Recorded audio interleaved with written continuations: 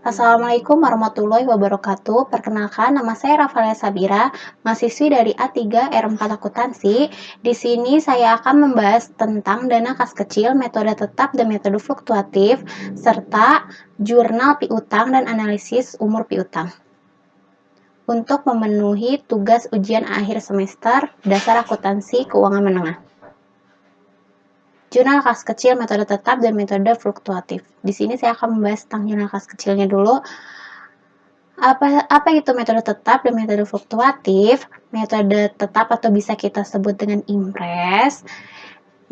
Pada metode ini, di dalam rekening kas kecil akan selalu tetap, yaitu sebesar cek yang diserahkan kepada kasir untuk membentuk kas kecil.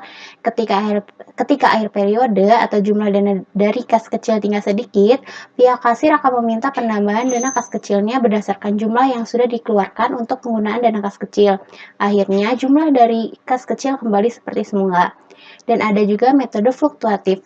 Dalam metode fluktuatif ini, pembentukan dana dilakukan melalui cara yang sama seperti pada metode impres. Yang membedakan antara metode fluktuatif dan dengan metode impres atau tetap, yakni terletak pada saldo rekening dana kas kecil di dalam metode fluktuatif selalu tidaklah tetap, namun berfluktuatif sama dengan jumlah pengisian kembali atau sesuai dengan pengeluaran kas kecil.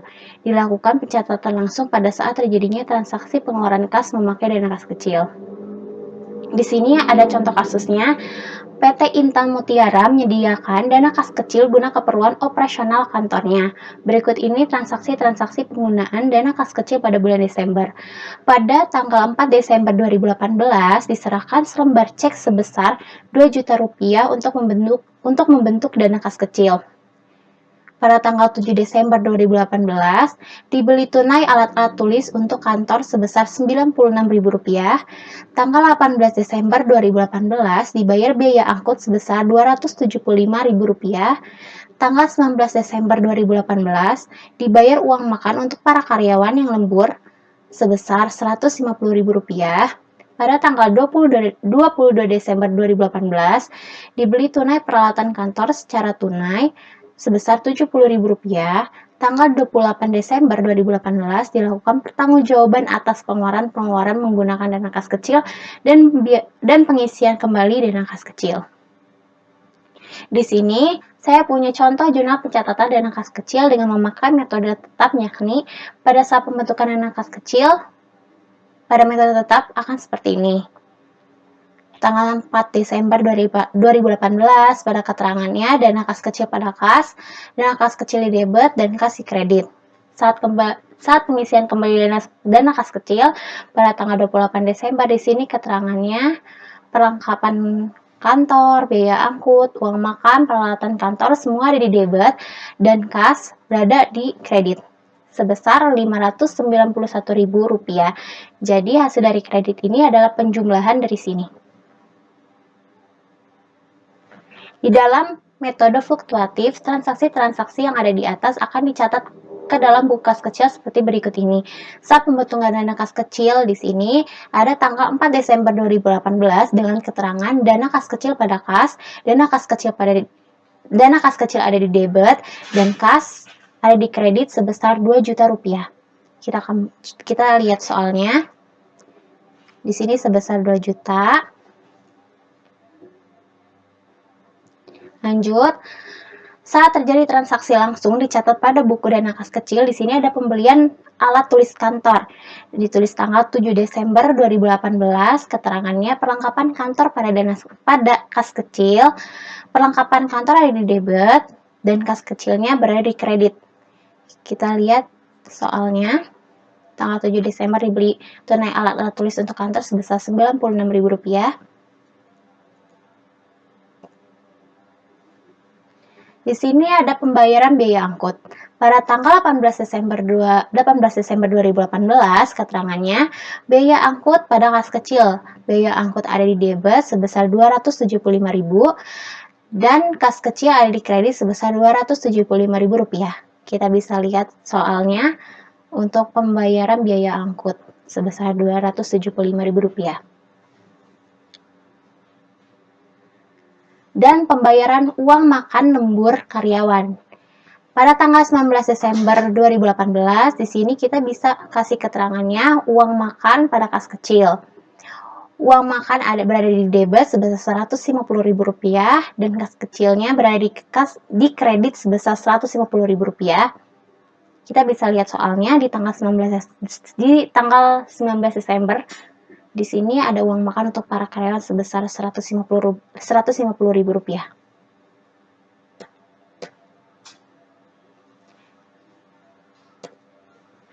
Dan di sini ada pembelian alat tulis kantor pada tanggal 22 Desember 2018 dengan keterangan peralatan kantor pada kas kecil. Peralatan kantor berada di debit sebesar Rp70.000 dan kas kecil berada di kredit sebesar Rp70.000. Kita bisa lihat tanggalnya di sini tanggal 22 Desember 2018 dibeli tunai peralatan kantor secara tunai sebesar Rp70.000. Dan selanjutnya di sini saya juga akan membahas tentang jurnal piutang dan analisis umur piutang.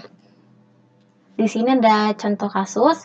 Pada tanggal 31 Desember 2018 dalam pembukuannya, PT Intan Mutiara terdapat antara lain akun beserta saldonya sebagai berikut. Piutang sebesar Rp8.500.000, cadangan piutang tak tertagih sebesar Rp80.000, penjualan 60% dari penjualan kredit sebesar Rp14.500.000, retur penjualan dari penjualan kredit sebesar Rp600.000, potongan penjualan sebesar Rp400.000. Yang diminta, jurnal penyesuaian pada tanggal 31 Desember 2018 untuk mencatat taksiran kerugian piutang tak tertagih dengan ketentuan. Yang nomor 1, besarnya kerugian piutang tak tertagih ditaksir sebesar poin A, 2% dari penjualan, poin B, 2% dari penjualan bersih, poin C, 2% dari penjualan kredit bersih.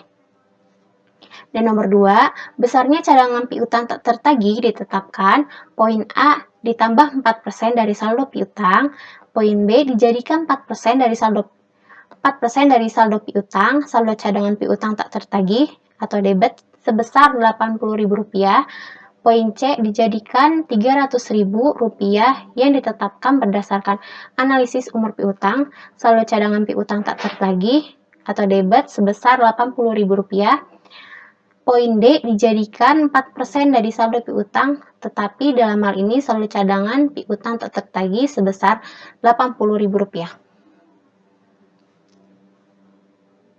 Jurnal penyesuaiannya pada tanggal 31 Desember 2018, di sini ada nomor 1, jawaban nomor 1.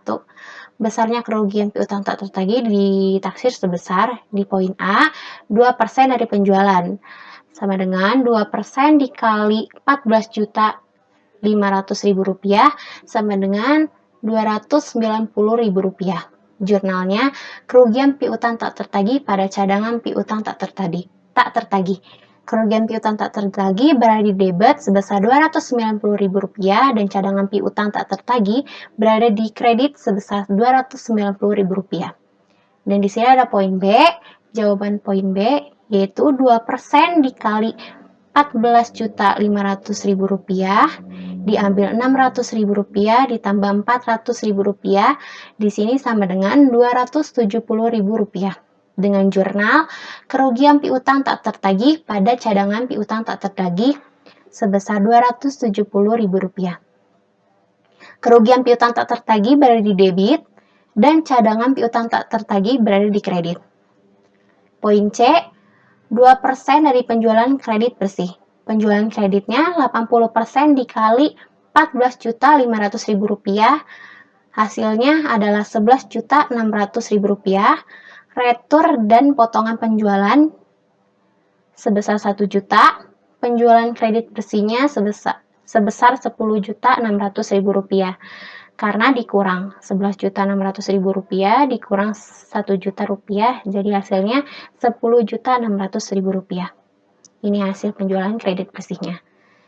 Jadi 20% dikali hasil dari penjualan kredit bersih sebesar Rp10.600.000 sama dengan Rp212.000.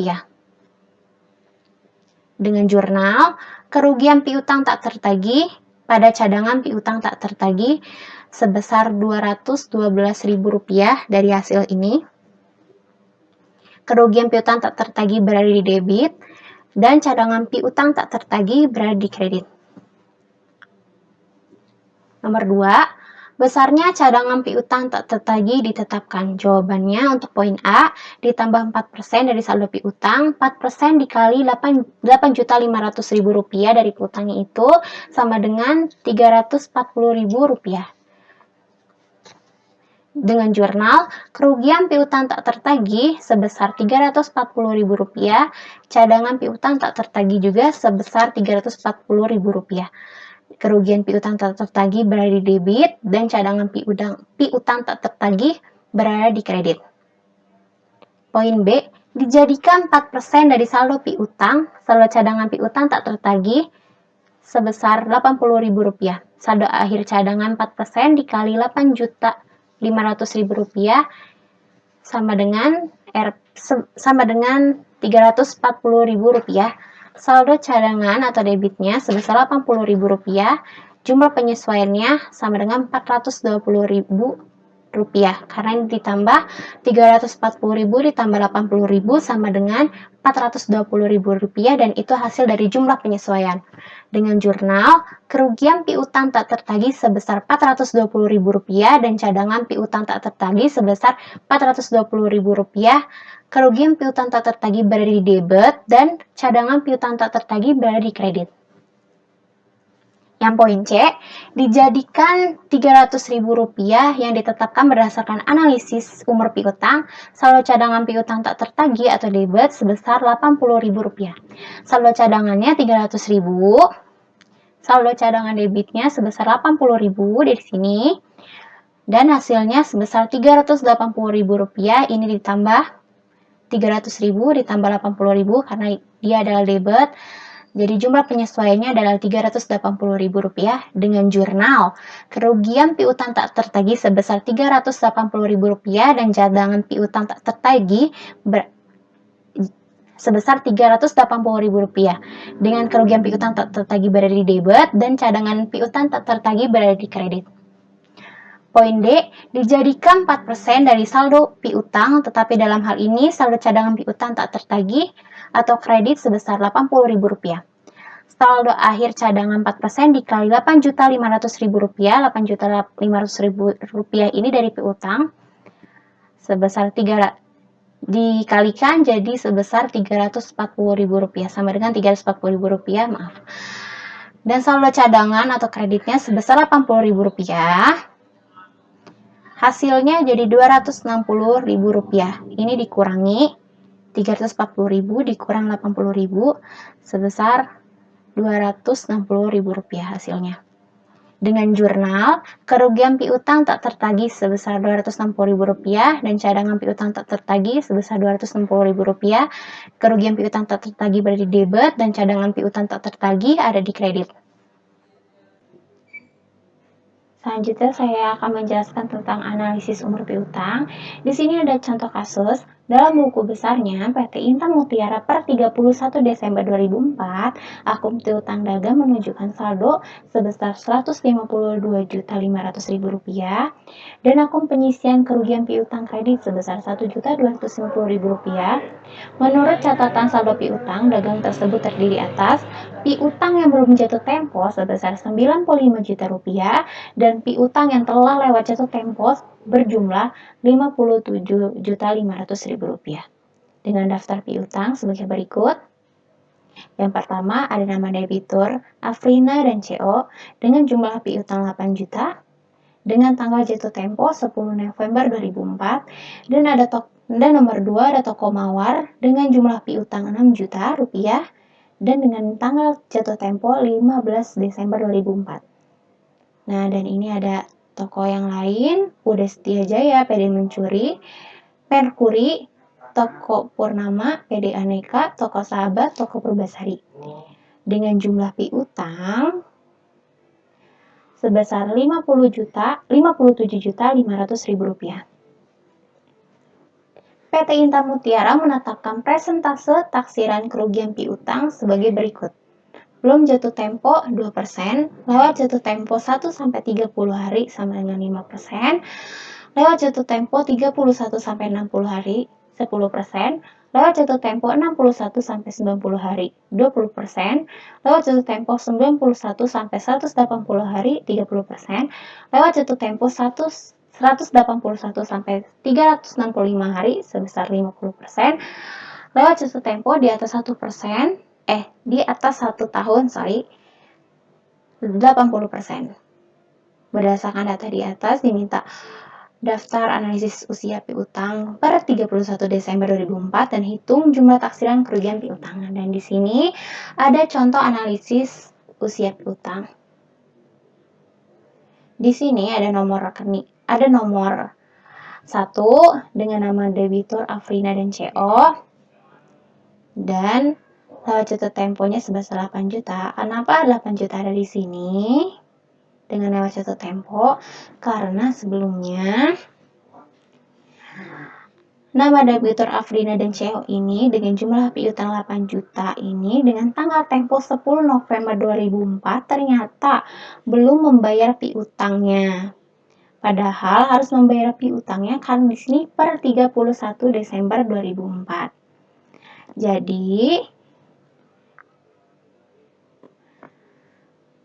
30 hari di bulan November dikurangi 10 November ini sama dengan 20. Dan ditambah dengan 31 ini, 31 Desember ini. Jadi sama dengan 51. Kita lihat di analisis umur piutangnya 8 juta. Nah, lewat jatuh temponya si Afrina dan CO ini ada di 31 sampai 60 hari karena dia lewat jatuh temponya 51 hari. Jadi 8 juta ditaruh di sini. Dan juga ada toko mawar. Di sini lewat jatuh temponya 1 sampai 30 hari sebesar 6 juta. Dari mana?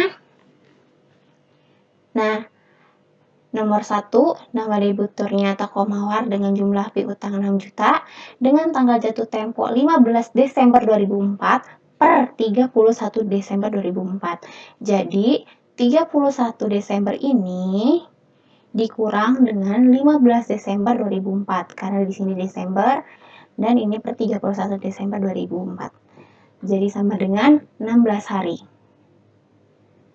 Nah, jadi lewat jatuh tempo si toko mawar ini ada di 1 sampai 30 hari sebesar 6 juta. Dan selanjutnya juga ada nama debitur UD Setia Jaya, PD Merkuri, Toko Purnama, PD Anika, Toko Sahabat, Toko Purbasari. Dengan perhitungan yang tadi sudah saya jelaskan untuk perhitungan harinya lewat jatuh temponya. Dan dari semua ini diperoleh sebesar 1 sampai 30 hari sebesar 33 juta. Lewat jatuh temponya 31 sampai 60 hari sebesar 8 juta. Ini 1 sampai 30 hari ditambah. Dan 31 sampai 60 hari 8 juta kita bawah. 61 sampai 90 hari berjumlah 12.500.000. 7.500.000 ditambah 5 juta. 7.500.000 ditambah 5 juta sama dengan 12.500.000. Dan di lewat jatuh tempo 91 sampai 180 hari sejumlah 4 juta. Dan di sini ada taksirannya belum jatuh tempo sebesar 95 juta dikali 2% sama dengan 1.900.000 rupiah. 1 sampai 30 hari 33 juta dikali 5%. Nah, 33 juta ini dari sini. Karena 1 sampai 30 hari itu sebesar 5%, jadi dikalikan 5% sama dengan 1.650.000 rupiah. Dan di sini ada 31 sampai 60 hari 8 juta dikali 10%. Nah, 8 juta dikali 10%-nya ini 8 juta dari 31 sampai 60 hari sebesar 10%. Jadi jumlahnya 800.000 rupiah. 61 hari sampai 90 hari 12.500.000 dikali 20% sama dengan Rp2.500.000. Nah, 12.500.000 ini dari sini, dari 61 sampai 90 hari. 61 sampai 90 hari itu sebesar 20% taksirannya. Jadi jumlahnya Rp2.500.000. Dan yang terakhir ada 91 sampai 180 hari sebesar Rp4.000.000 dikali 30%. Rp4.000.000 karena ini 91 sampai 180 hari. Jadi di sininya 30%. Dikali 30% sama dengan Rp1.200.000.